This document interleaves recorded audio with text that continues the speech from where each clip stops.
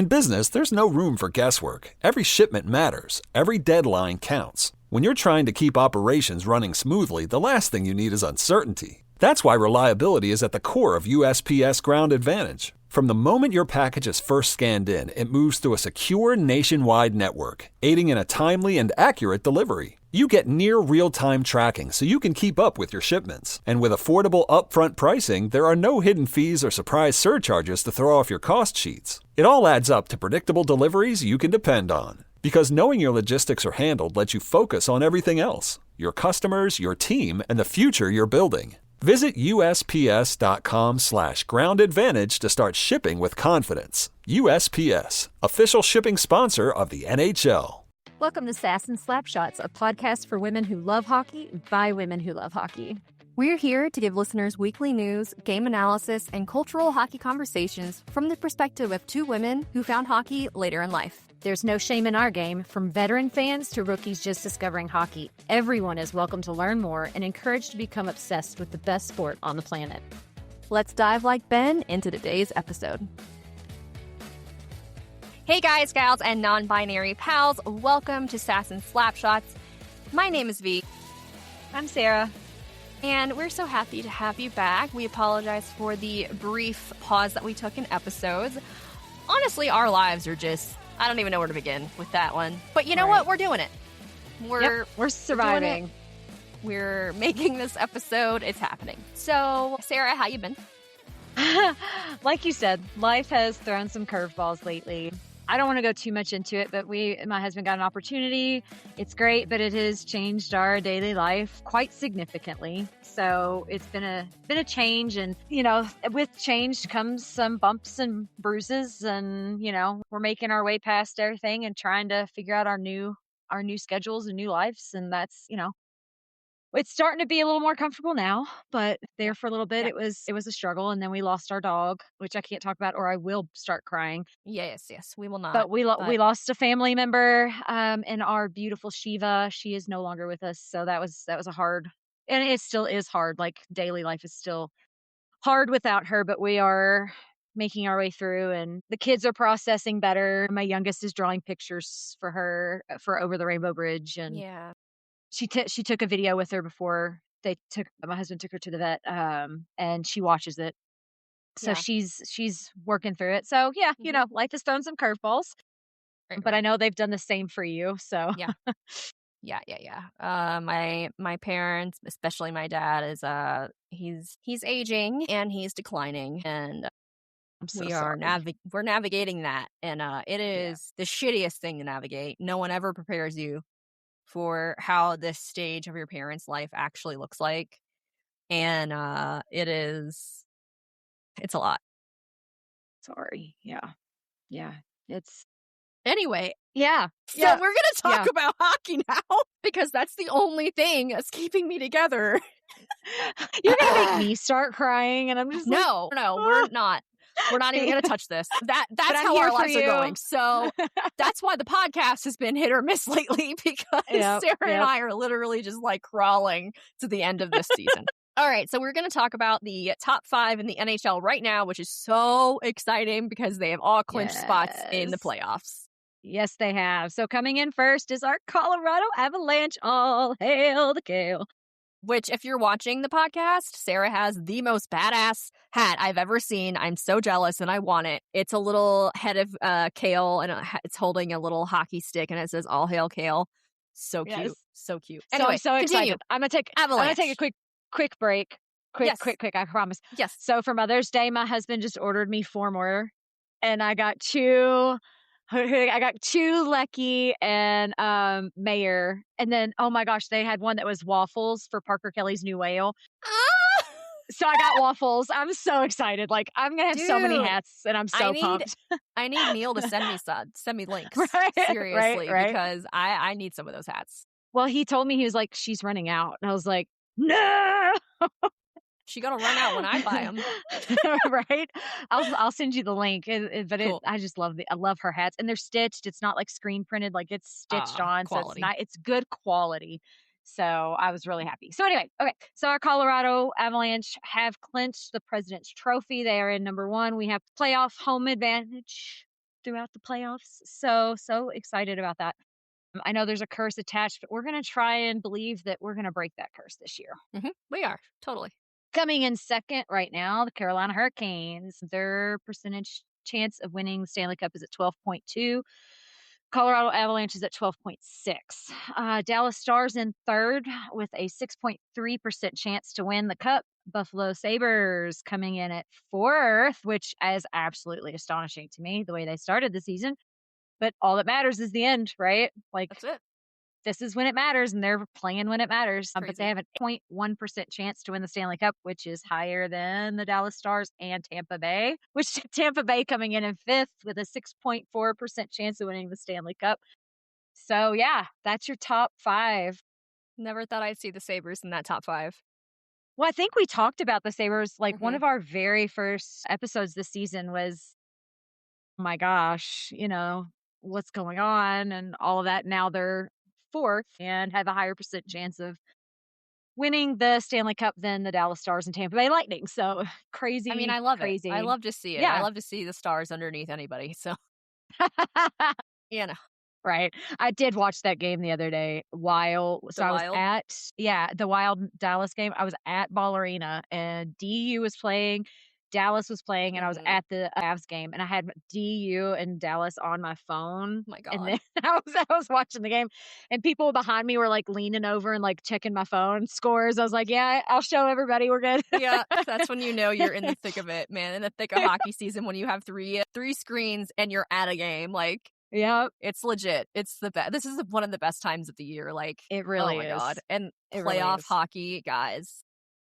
If you've never ever experienced playoff hockey before, it is like, they call it the second season for a reason, because it's not like the regular season of the NHL. It is like hockey on steroids. And it's like, at this point in with a life being the way it is right now, I am so excited to just throw myself into playoff hockey. Be absolutely crazy. People think I'm crazy now. They have no idea. Wait.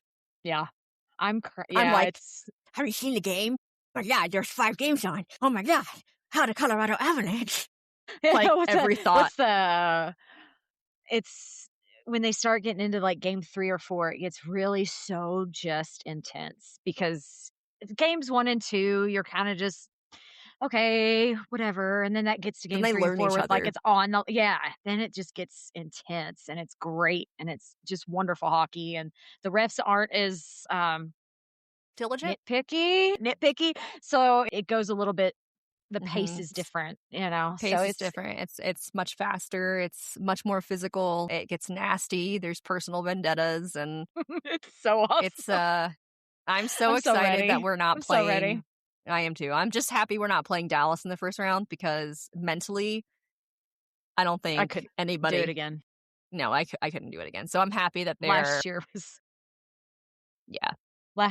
year was awful. I'm still concerned. I'm still worried, but it's not going to be Dallas first game. So I'm okay with that. Right. Yeah. All right.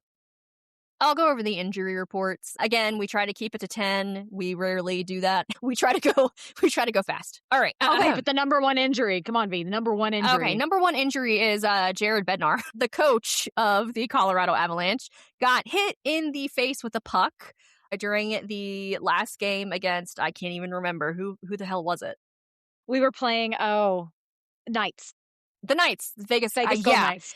And we were in our Nordique sweaters, which for anybody listening who doesn't know, they are cursed because our record is absolutely abysmal when we wear them. And this time, Carter Hart was in net, so I just wanted them to pummel him because he's a fucking asshole. But instead, what happened was VJK won in overtime. Manson got benched or went back to the locker room with a UBI, upper body injury. And then they hit our coach in the face with a puck.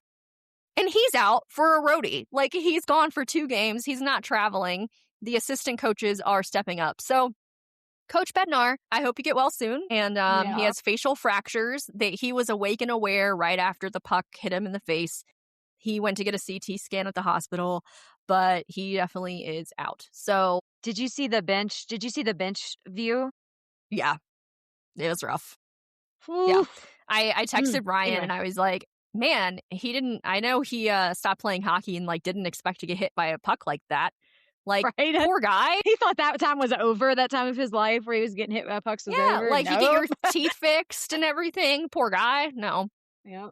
So Coach Bednar is out for the Colorado Avalanche. Well wishes. We hope you feel better soon. Please come back because Hackstall is now head coach and I can't. Ducks. On the Ducks. Gudis is out. Gauthier. Gaither. I think it's Gaither, isn't it? Anyway, Ducks. Gudis is out. That's the most important one. Hurricanes. Kochitov. Maybe you should do this. Stankoven. Okay. Hurricanes. Kochitov. And Stankoven for the Hurricanes. And again, a lot of these are maybe it's some. I'm not going to say all of them, but some of them are, it's sore, but we are in the playoffs, so we're going to sit out.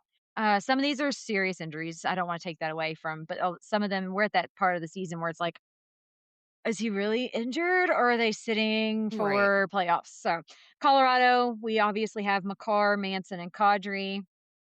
Again, I think Kadri was his finger, and I think they're just trying to make sure he's ready for playoffs. Still have not heard anything on Manson. But Makar was skating non-contact, so I think he's close to, being ready, being back on the ice. Yeah, Bednar said he was going to come back for the last couple of games. The Kraken game? Yeah. Because we only have the 2 roadie games and then the Kraken game. We're done for regular season. So we only have 1 home game left. Yeah. Yeah, maybe Kraken.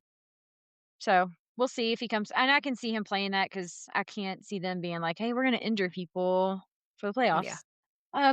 Maybe we'll see Makar play before the playoffs. But if not, I'd rather have him for playoffs. Anyway, moving on. Blue Jackets, Olivier, Stars, Bastien, Fasca, Heiskanen, Hintz, and Steele. Again, I think 1 or 2 of those are probably rest, but we'll see. Wheelers, Draisaitl, and Hyman are out. Panthers, literally everyone. Dude. There are 14 players on their team listed on the injury report. So 14. They played the Maple Leafs yesterday, and they won. And Joe was like, oh, wait, no. So the AHL team of the Panthers won that game because literally everybody on the Panthers is out. 14 on the injury list. It was crazy. Wild, Bogosian, Eriksson, Ek, and Zuccarello were listed as rest. So theirs is just day-to-day for rest. Jeez, the Pens. Pens have 10 players out with injuries. And I think I double-checked that none of them said rest on that. But again, you just never know how severe at this time of the year. Is it severe or is it just precautionary? Kraken, both goalies are out with LBIs. So Decord and Grubauer are both out with lower body injuries. So that's kind of the update on injuries for right now. Yeah, it's this time of year is really weird because they're really secretive about the injuries right now. So we'll see how many of those are just precautionary rest and how many are actually serious, because once the playoffs hit, they're gonna play everybody be fine that can play.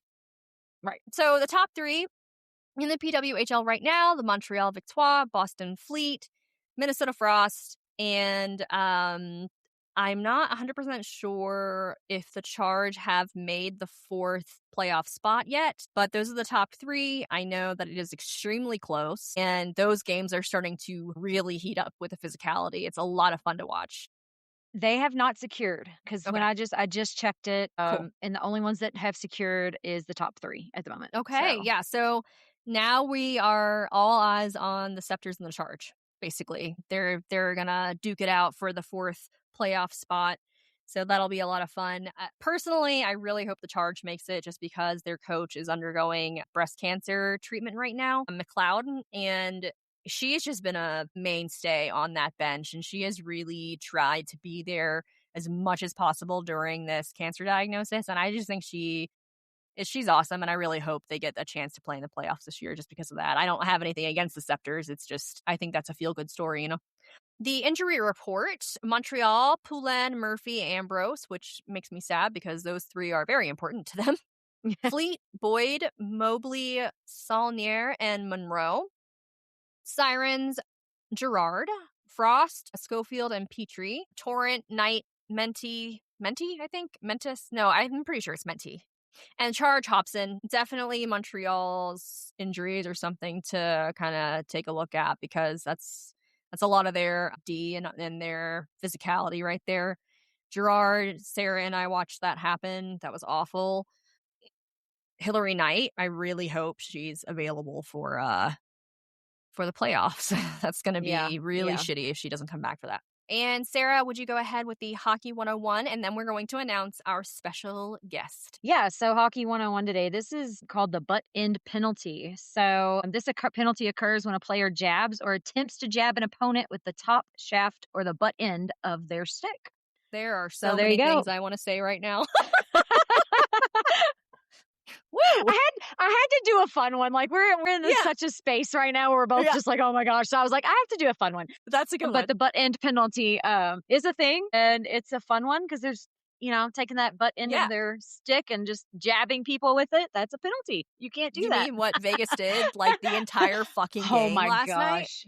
I'm telling you, V, that was the most annoying. And again, did I think it was something that was like change the shift of the game or change the outcome? No, but they were holding sticks everywhere and nothing was called. Like not even once. Like and then Burns did like I don't need all of them. Give me one. Right, but like Burnsy did like a tap on one guy, and they were like, "That's sticking" or "That's tripping," and I was like, "It was awful." Yeah, no, that was literally a pat.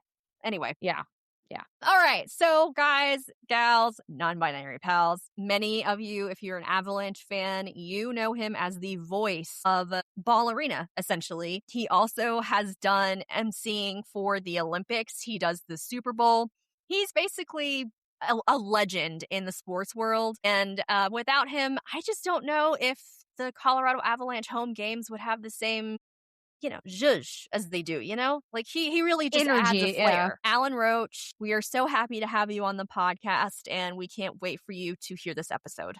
Hello, everybody, and thank you for tuning in to Sass and Slapshots. This is going to be such a fun episode because our Lord and hockey savior, or hockey MC savior, Papa Roach, Alan Roach, is in the building. I call you Papa Roach in my home. But anyway, Alan, Mr. Roach is here, and we are going to ask him a few questions. I know this is a very anticipated episode from all of you listening, so we're just going to get right into it. Alan, thank you so much for joining us. Sarah and I were talking to you before we hit record saying, would it be Avalanche hockey without Roach? And Sarah and I are like, no, absolutely not. It wouldn't be. Well, that's very nice, both of you. Thank you for having me on. I'm excited to connect with, don't call it Avalanche Nation. It's called Avs Faithful. Avs Faithful. Yes. Absolutely. Yes. So I think the number one question I really have is, how the hell did you get into this? Like, you are at Ball Arena. You are at the Milan hockey stadium. You are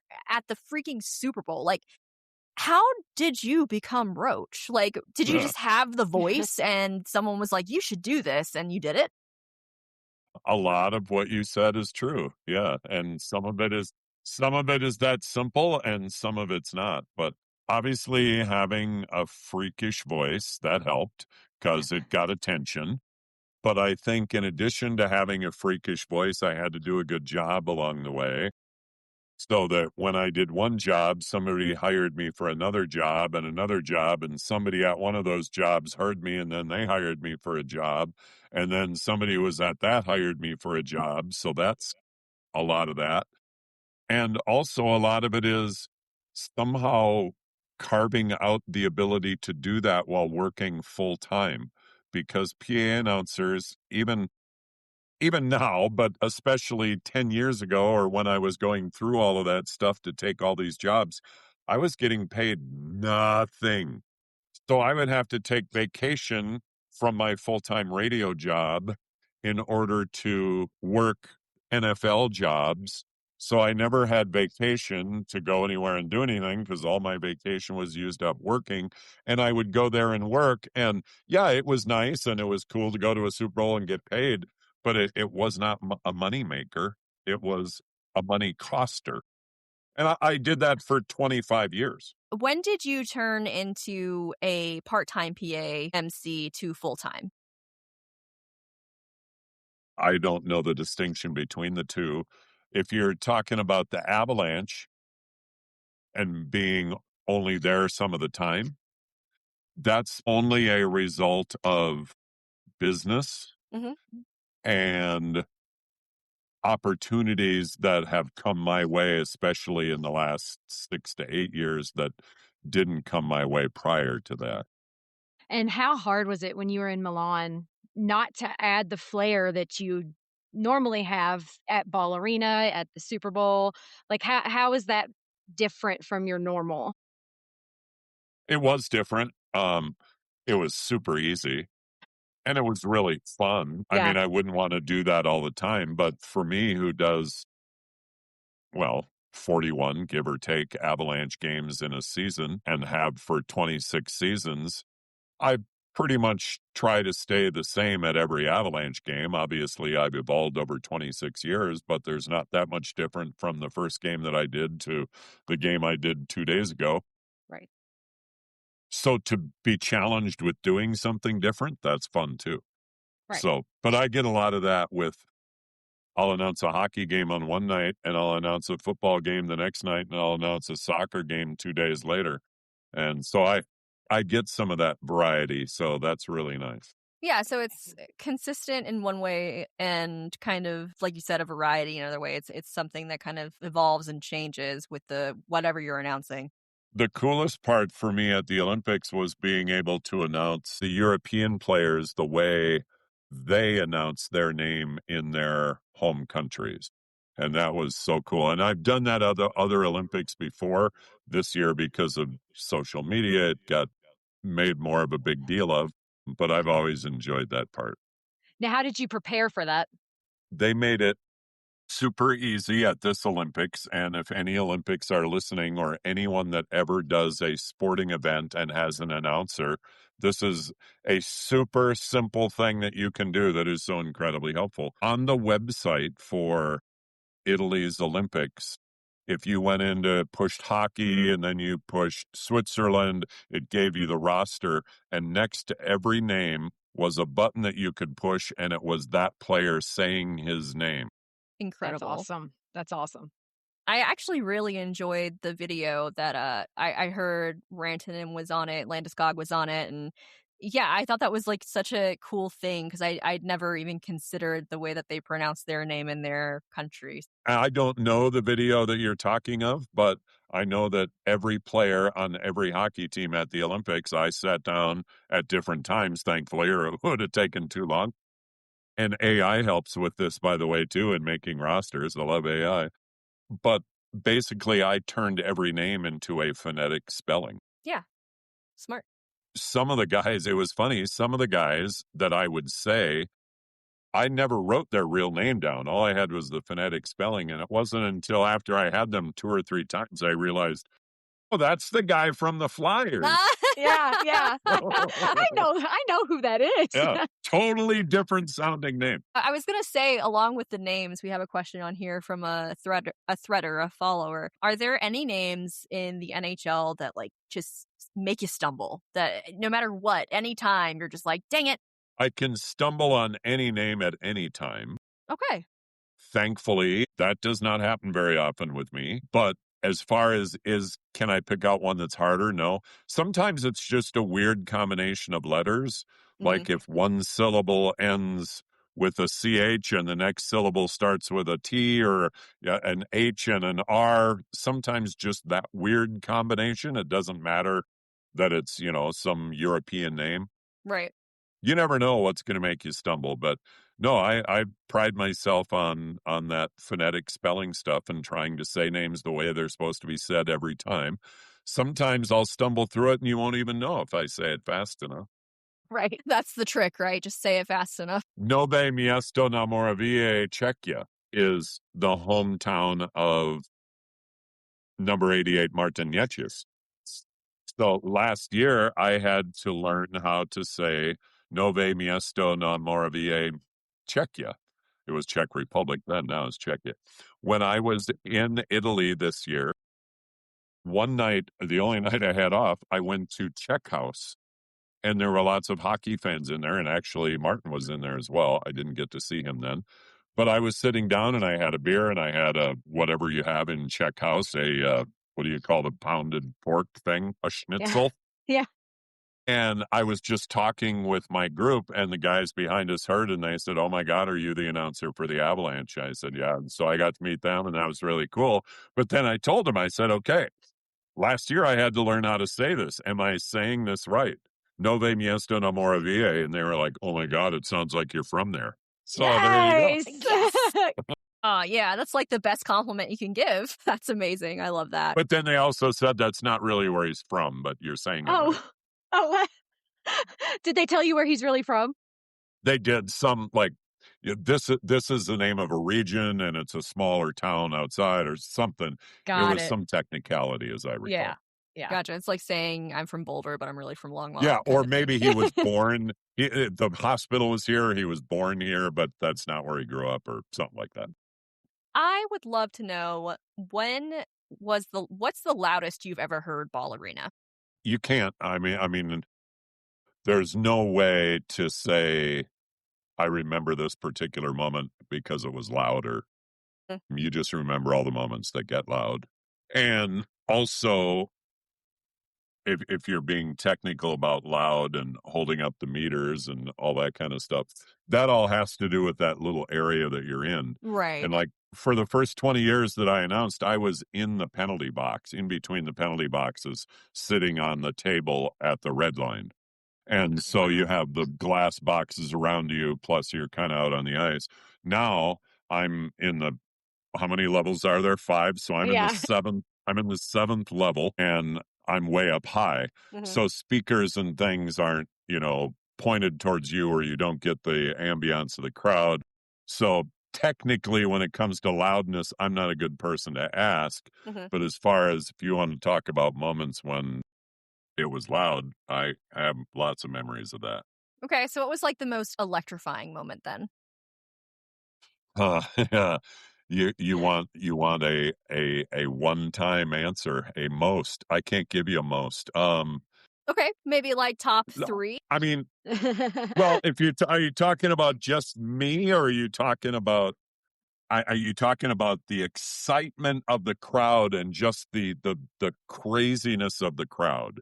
If you're talking about that without even being able to remember, I would tell you that one of those had to be the last 2 minutes of the Stanley Cup final against New Jersey in 2001.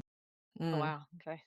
I I have great memories of that day, and that's the Joe Sakic to Mhm. Ray Bourque Stanley Cup, which is one of the most iconic moments in all of sports, in all of hockey, certainly. The last, hour of that day, I can't tell you when the crowd was louder or not, but I Yeah. just know that that was one of the most amazing things to be a part of. Ugh, That's awesome. literal like chills, like knowing that you were there and seeing that moment with your eyes. Like that's Remembering the just- lucky people that were there. Yeah. There's 40,000 people that'll swear they were there, but there was only 16,000 people there. Yeah. Right. Lucky people. That's so cool. Another one would be something recently that wasn't near of a big a moment, and I'm failing on who it was. There's been times where you notice that the crowd is just different. I mean, the Avalanche crowd is so good all the time. It's much, much, much, much easier to be sitting where I sit and say, wow, it's really quiet in here today. Or it's quiet at this point of the game. Mhm. Yeah. Because those noisy times, there's not much difference between the everyday Avalanche crazy noise and this noise that just has something special to it. And I think the specialness comes from the moment, not from the amount of noise. Right. Yeah. That's a great response. Do you like being up in the rafters or down at the ice more? Like, what do you prefer as an announcer? What do you think? I mean, I can see it from both sides because I've sat on the ice and I've sat up in the rafters. And I think that everybody should sit on the ice or as close as they can get at least once in their life. I think it's fun to be up close to that action. It's fun to see plays like that. But as somebody who enjoys watching plays develop and watching the entirety of the game, I actually prefer the 300s over the closer sections, but that's just me. No, that's not just you. That's an incredibly educated hockey fan answer right there. And that's I can tell myself that, but here's what happened. I sat for 20 years and the only spot I sat was on the table in between the penalty boxes. And then COVID happened and we had to leave the penalty boxes because couldn't have people in the penalty boxes. So I sat in a couple of different places around the arena above the Zamboni tunnel or whatever, and then I ended up upstairs. It's funny, I just told this story to someone yesterday too. And so then the next season started and I'm upstairs and here's where you are and COVID's kind of still going on and the world's like, what the hell is going on? And so then by the time the second year started, then it was normal and this is what I do. And so I just got used to it and I've been up there 6 years. When I went to Italy for the Olympics, I sat in between the penalty boxes and it all came rushing back in the first period of the first game that I did, which was a women's game. Was Yeah. like, my God, now I remember why I miss being here. Yeah. It's Yeah. like riding a bike. You were like, wait a second, this So feels it good. was 2 weeks of great in Italy. And then I came back and I did my first Avalanche game from way up there. Mhm. And I sat there and I thought, they're so slow and they're so small. So, what other sports do you enjoy announcing other than hockey? Like, if you had to choose a favorite sport to announce, what would it be? Football's the easy answer just because football, I announce something every play. I say Bo Nick's pass complete to Rod Smith, a gain of 7, second down and 3. And then the next play happens and I have to say what happened in that play. Whereas almost every other sport that I'm involved in announcing, it's all reactionary. I wait for a goal. I wait for a batter. I wait for, a penalty. Mhm. So football is more fun because you're more engaged for Okay. me. That was my question. Is like, so which one's more fun? Or weddings? Found out recently from your social media that you MC weddings too. You know why? Why my daughter Kat. I hired her on January 1st to be my social media director, Mm-hmm. and I I understand what you kids like and Mm-hmm. what you think is cool. I Mm-hmm. don't think it's cool. I think kind of the whole thing is like, why the hell is this happening? But I'm also smart enough to realize I like you kids and there's nothing wrong with you, so I should have fun with you. So I hired my daughter, and the social media thing just like, she's like, oh my God, Dad, all these people, look at all these, nice Mm-hmm. comments that people say about you. And look at these people that want to know you and want to thank you. And so that part of it has been super rewarding. Yeah. My daughter is rewarded because the number of followers or the number of views that I get is like, that's like really good for somebody that just joined these things. I've been a social media manager professionally for a decade, and I can say with full confidence that she is kicking ass. Like, I love your social media page. I think it's great. I share Yes. many of the posts between, my friends and on Threads. So good job, Kat. You're killing it. You're making your dad look great, and it's very entertaining and very funny. And just keep doing it because the kids like it for sure. You know that this will be on her reel to get jobs, an Perfect. audition reel. Perfect. I love it. You I love can. it. My name is V Weir. You can contact me. Kat's amazing. Great. Well, cool. Thank you. I'm kind of more on your side. Like, I was not a social media person until V kind of was like, you have to get more involved if you want to do a podcast. And I was like, okay. So she has to get on me all the time, like, post on your socials. And I'm like, okay, what? Post what? Like Post anything. what? And that's the beauty is I have a beautiful daughter that she thankfully asks me before she posts. I hope she doesn't get to the point where she starts posting my ideas. That'll be a Yeah. problem. We've gone rogue. Well, Alan, thank you so much for joining us. It's been a pleasure. And, Yes. as an Avs fan, Sarah as well, just thank you so much for making Avs faithful and the Avalanche experience even better than just the hockey game. The atmosphere is just not the same without you. And I really do. I sit in my seat and I listen for you. And it's just a part of the culture. the Avalanche goal, Nathan McKinnon, like all of it just adds to the experience. So thank you. It does. And, even during Sarah and I cover the PWHL too, and we'll sit there, someone from one of the women's teams will make a goal, and I'm like, woot woot? We got to have the woot woot, right? Like, wait, we're waiting for something that's not coming. What you guys said is so incredibly nice and touches me deeply, and I mean, I can't overstate it enough. It's very cool what I get to do, and to hear you say things like that is awesome. But now let me go a completely different direction and blow something up. Do you think I'm the one that says woo woo? No. Good. You can hear the difference. A lot of people do. Like you mentioned the wedding thing. People will say, do this, and then do your woo-woo. And I'm like, I don't do that. And that blows their mind. They're like, oh my God, we thought you did the woo-woo. No, I'm just the button pusher. Like, and I don't even push the button. I don't do the horn. I don't do the woo-woo.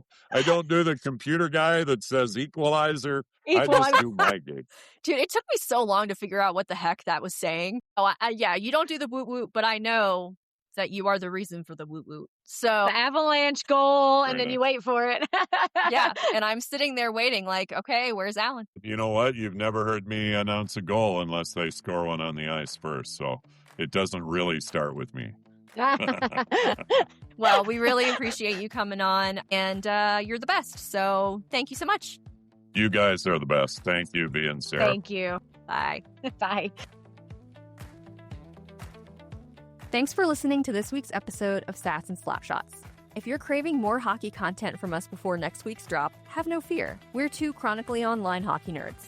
Check out our Substack, social media channels, and support links below. If you're interested in sponsorship or collaboration, feel free to reach out at sassandslapshots.com.